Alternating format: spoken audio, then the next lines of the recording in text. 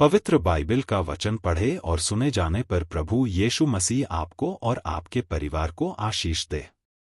पवित्र बाइबल होशे की पुस्तक का 10 अध्याय वचन 1 से 15 यह कहता है।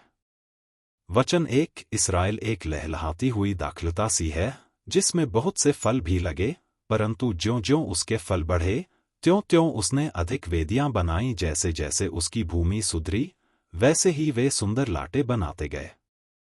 वचन 2। उनका मन बटा हुआ है, अब वे दोषी ठहरेंगे। वह उनकी वेदियों को तोड़ डालेगा और उनकी लाटों को टुकड़े टुकड़े करेगा। वचन 3। अब वे कहेंगे, हमारे कोई राजा नहीं है, क्योंकि हमने यहोवा का भय नहीं माना, सो राजा हमारा क्या कर सकता है।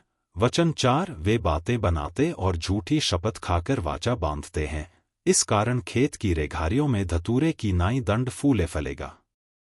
वचन 5। सामरिया के निवासी बेतावेन के बछड़े के लिए डरते रहेंगे, और उसके लोग उसके लिए विलाप करेंगे, और उसके पुजारी जो उसके कारण मगन होते थे उसके प्रताप के लिए इस कारण विलाप करेंगे, क्योंकि वह उनमें से उठ गया है।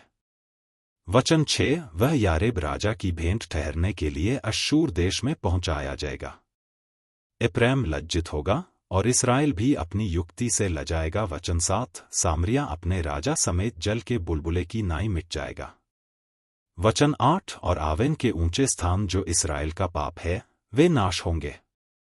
उनकी वेदियों पर झड़बेरी, पेड़ और ऊंटकटारे उगेंगे, और उस समय लोग पहाड़ों से कहने लगेंगे, हमको छिपा लो, और टीलों से कि हम पर गिर पड़ो। वचन 9। हे इस्राएल, तू गिबा के दिनों में पाप करता आया है, वे उसी में बने रहे, क्या वे गिबा में कुटिल मनुष्यों के संग लड़ाई में न फंसे। वचन 10। जब मेरी इच्छा होगी तब मैं उन्हें ताड़ना दूंगा, और देश देश के लोग उनके विरुद्ध इकट्ठे हो जाएंगे, क्योंकि वे अपने दोनों अधर्मों में फंसे हुए हैं। वचन 11। एप्रैम सीखी हुई बछिया है, जो अन्न दामवने से प्रसन्न होती है, परंतु मैंने उसकी सुंदर गर्दन पर जुआ रखा है। मैं एप्रैम पर सवार चढ़ाऊंगा, यहूदा हल और याकूब हेंगा खींचेगा। वचन 12। अपने लिए धर्म का बीज बोओ, तब करुणा के अनुसार खेत काटने पाओगे। अपनी पड़ती भूमि को जोतो, देखो अभी यहोवा के पीछे हो लेने का समय है, कि वह आए और तुम्हारे ऊपर उद्धार बरसाए। वचन 13। तुमने दुष्टता के लिए हल जोता और अन्याय का खेत काटा है, और तुमने धोखे का फल खाया है, और यह इसलिए हुआ क्योंकि तुमने अपने कुव्यवहार पर और अपने बहुत से वीरों पर भरोसा रखा था। वचन 14। इस कारण तुम्हारे लोगों में हुल्लड़ उठेगा, और तुम्हारे सब गढ़ ऐसे नाश किए जाएंगे जैसा बेतरबेल नगर युद्ध के समय शल्मन के द्वारा नाश किया गया। उस समय माताएं अपने बच्चों समेत पटक दी गई थी।